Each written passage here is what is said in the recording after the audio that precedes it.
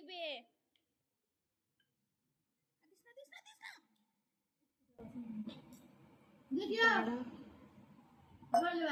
জল কি করবি? ফেলা দিয়ে রাখো। এই যেমন দিচ্ছি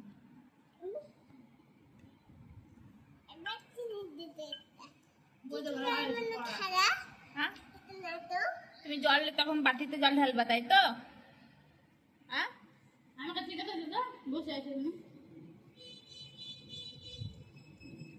জলটা রেখে দাও। আছে, আনবো। তাহলে আমি খেয়ে নিলাম ভুজিয়াটা।